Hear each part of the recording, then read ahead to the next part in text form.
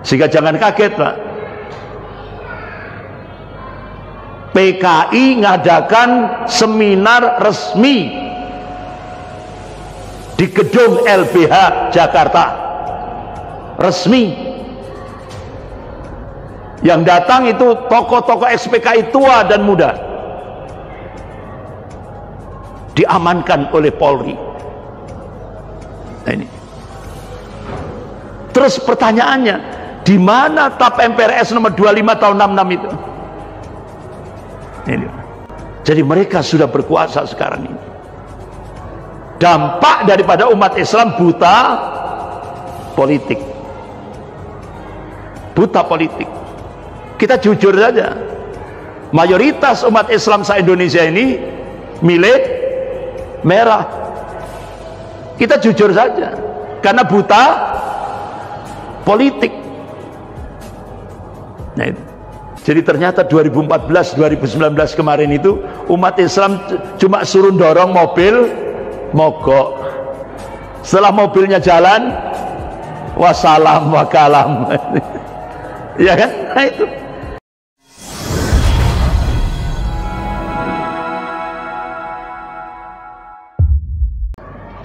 Bapak-bapak, ibu-ibu yang dirahmati Allah, salah satu, jadi ini 3 hambatan terbesar Cina ketika melakukan penetrasi ke Indonesia. Yang ketiga, sikap anti komunis umat Islam di Indonesia masih solid.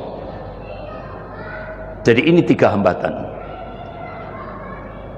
Akhirnya Cina start 2014 itu siapa presidennya?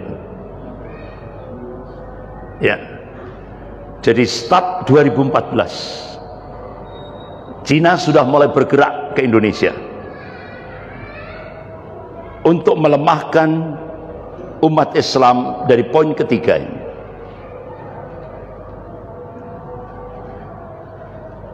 Bagaimana caranya? Cina menciptakan stigma Islam radikal.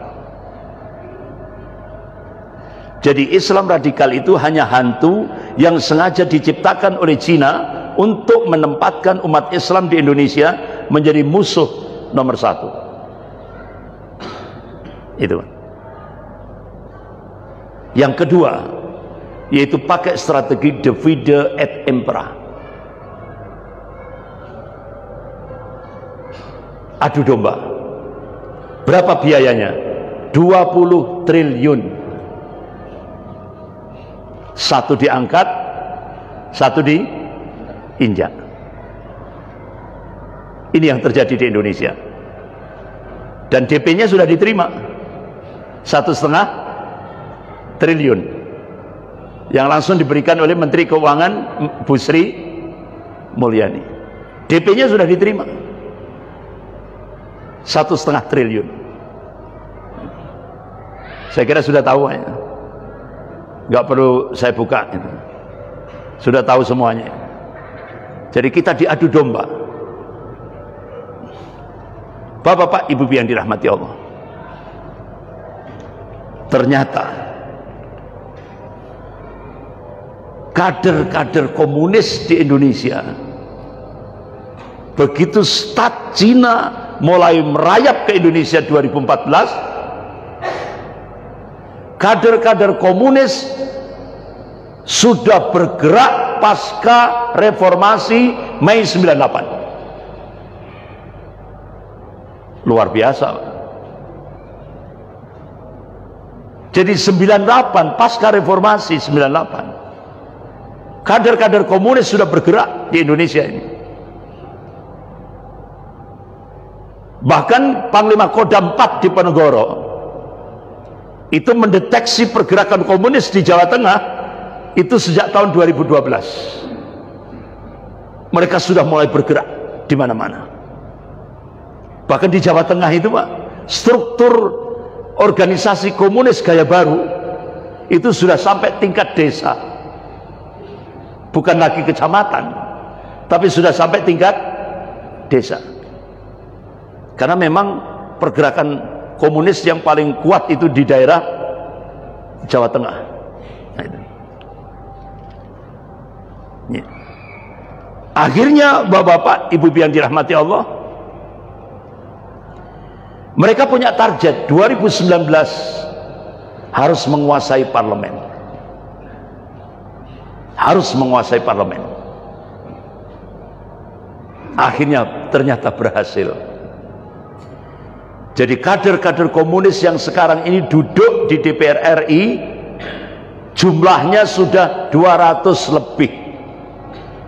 Sementara politisi Islam cuma 179.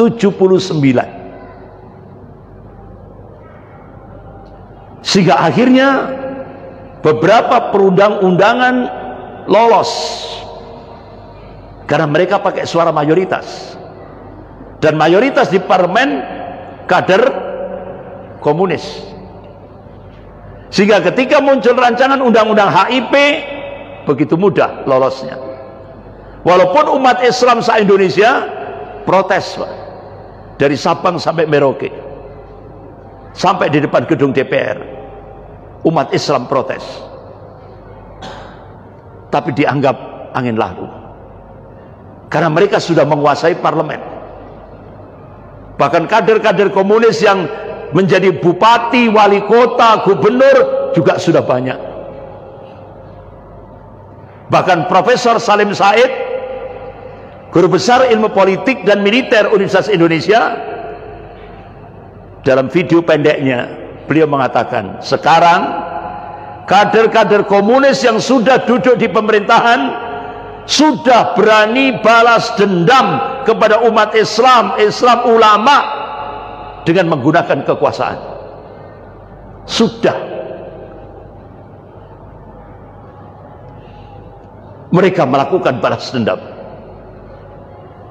Makanya jangan kaget, koruptor dengan ulama di Indonesia lebih mulia koruptor. Ini balas dendam kader-kader komunis yang sekarang duduk di pemerintahan. Jadi koruptor itu lebih mulia daripada ulama di Indonesia sekarang. Kalau koruptor masa tahanannya cuma 2 tahun, dipotong-potong sampai 2 tahun. Sementara ulama padahal cuma prokes dan dendanya sudah dibayar 50 juta, masih diseret-seret ke pidana sampai akhirnya dihukum 4 tahun penjara. Makanya sampai guru besar ilmu hukum Universitas Diponegoro sampai memberikan statement, sudahlah, bubarkan itu fakultas hukum karena tidak ada fungsinya di Indonesia. Jadi ilmu hukum itu sudah tidak ada artinya di Indonesia. Jadi sekarang Indonesia bukan negara Rekstad, tapi negara Maksad. Bukan negara hukum, tapi negara kekuasaan. Artinya hukum milik penguasa. Makanya suka-suka saja. Nah, itu. Bapak-bapak, ibu-ibu yang dirahmati Allah. Jadi inilah strategi perjuangan PKI. Gaya baru. Komunis gaya baru. Kelompok tua dimotori oleh Bejo Untung, ditopang oleh LSM-LSM dalam negeri dan luar negeri. Mereka berjuang untuk memunculkan undang-undang Komisi Kebenaran dan Rekonsiliasi. Akhirnya berhasil bulan Mei 2015. Tidak tanggung-tanggung. Promotornya adalah mantan presiden IMF, JP Prong, mengadakan seminar internasional tentang PKI di Belanda, mengundang seluruh ex-PKI dari luar negeri maupun dalam negeri, termasuk juga advokat-advokat jalanan yang mudah dibeli. Akhirnya bulan April 2015 pemerintah dipressure, ditekan oleh Belanda, sehingga loloslah undang-undang Komisi Kebenaran dan Rekonsiliasi. Sehingga jangan kaget, Pak. PKI ngadakan seminar resmi di gedung LBH Jakarta. Resmi. Yang datang itu tokoh-tokoh ex-PKI tua dan muda. Diamankan oleh Polri. Nah, ini. Terus pertanyaannya, di mana TAP MPRS nomor 25 tahun 66 itu? Ini. Bahkan di stasiun televisi La TV, tokoh Gerwani, Dr. Ciptaning ini. Sekarang kami sudah berkuasa. Coba. Sekarang kami sudah berkuasa. Bahkan Sinta Miranda di Taman Mini Indonesia Indah, di depan orang banyak, di depan masa banyak. Nanti kalau kami sudah menguasai pemerintahan Indonesia, yang pertama kali kami hancurkan adalah monumen Lubang Buaya. Nah, kira-kira Sinta Miranda ini ditangkap enggak sampai? Enggak, aman-aman saja. Itu. Jadi mereka sudah berkuasa sekarang ini. Dampak daripada umat Islam buta politik. Buta politik. Kita jujur saja. Mayoritas umat Islam se-Indonesia ini milih merah. Kita jujur saja. Karena buta politik. Nah sekarang ketika Bude ditanya, sekarang ini Pak, Bude ditanya, Bude kok bolak-balik Islam disudutkan terus, ya kan? Sampai Bude mengeluarkan pernyataan, saya tidak percaya yaumil akhir, ya kan? Bude kan menyatakan tidak percaya yaumil akhir. Padahal jumhur ulama Ahlus Sunnah wal Jamaah sepakat, kalau ada seorang muslim tidak percaya yaumil akhir, apa itu vonisnya Pak? Kafir. Tidak ada ikhtilaf di kalangan ulama-ulama akidah. Itu. Akhirnya ditanya, apakah Bude tidak takut suara umat Islam akan lari? Apa jawabannya? Saya tidak butuh suara umat Islam. Jadi umat Islam itu cuma dibutuhkan 2014 sama 2019. Habis ini 2024 sudah tidak butuh lagi suara umat Islam. Kenapa? 2024 10 proyek reklamasi itu siap nampung 200 juta rakyat Cina, yang nanti otomatis rakyat Cina itu sudah dapat KTP Indonesia, sudah ngantongi KTP Indonesia. Makanya Bude dengan pede sekali, saya tidak butuh suara umat Islam. Coba. Jadi ternyata 2014 2019 kemarin itu umat Islam cuma suruh dorong mobil mogok. Setelah mobilnya jalan, wassalam wakalam. Ya kan? Nah itu. Kenapa? Umat Islam buta politik. Ini bahkan kelompok elit sudah merayap di mana-mana. Kelompok muda sudah mentargetkan 2019 harus menguasai parlemen. Sudah nyata. Belum lagi Komisi Sentral PKI yang baru, yaitu Wahyu Setiadi dan Teguh Karyadi. Dan mereka ini semuanya, baik kelompok tua, kelompok elit, kelompok muda, mereka ingin mencabut TAP MPRS nomor 25 tahun 66. Otomatis selangkah lagi Indonesia akan dijadikan negara komunis. Jadi hambatan pertama sudah dijebol dengan undang-undang HIP. Ini rekam jejaknya Pak. PKI gaya baru. Mulai dari 98 pasca reformasi, 2012, 2013, 2014, 2016 sampai launching 2020. Mereka menggolkan rancangan undang-undang HIP. Sehingga akhirnya rancangan undang-undang HIP diserahkan pada pemerintah. Ternyata pemerintah hanya mengganti casingnya saja. RUU HIP diganti RUU BPIP, isinya sama. Isinya apa? Ini Pak, bahayanya rancangan undang-undang HIP ini. Isinya mengadopsi manifesto PKI sebagai ideologi negara. Karena Indonesia tercengkeram oleh imperialisme Cina. Bahkan ada nota diplomatik dengan kode referensi Beijing 1448, di mana isinya Kementerian Luar Negeri Cina dan Kementerian Luar Negeri Amerika sepakat untuk melakukan akselerasi, percepatan untuk menjadikan Indonesia menjadi negara sekuler. Akhirnya apa yang terjadi, Pak? Ada dua pemimpin negara sedang melaksanakan ziarah.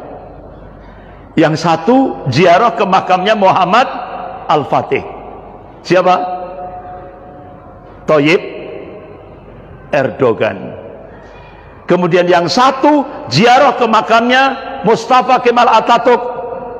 Siapa? Siapa, Pak? Pak Mukidi.